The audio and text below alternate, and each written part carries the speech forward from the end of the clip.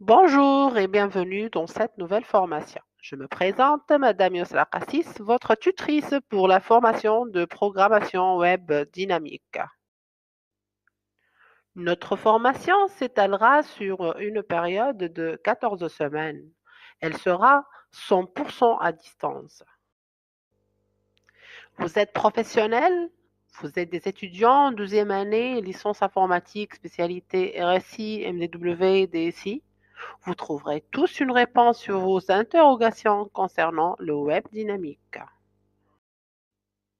Les apprenants ici sont guidés par leurs tuteurs. Ils sont constructeurs de leurs connaissances afin de réussir dans un environnement qui favorise et l'interaction et la coopération. On parle alors d'un apprentissage par découverte guidée appelé socioconstructivisme. Durant cette formation, l'apprenant sera capable de comprendre l'intérêt de l'utilisation d'un langage dynamique dans la création et la gestion d'un site web, acquérir les connaissances de base relatives à la programmation web dynamique et comprendre les méthodes d'accès aux bases de données MySQL avec PHP.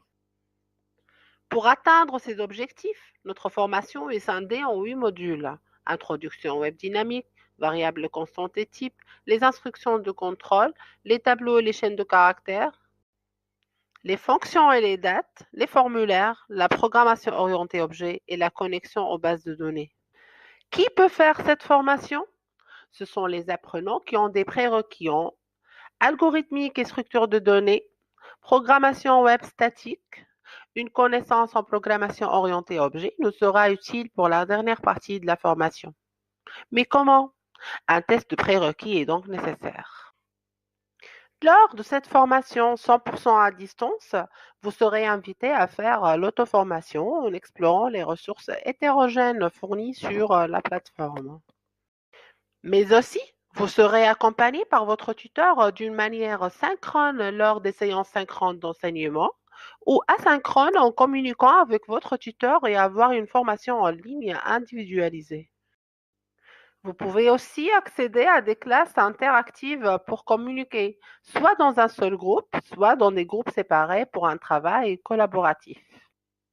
Pour terminer, votre formation sera validée par une évaluation sommative comportant la validation de toutes les activités d'apprentissage intégrées dans les différents modules et un pourcentage de 50% minimum dans le post-test. Bon, maintenant, est-ce que vous êtes prêt de devenir un bon développeur en PHP? Si oui, alors rejoignez-nous.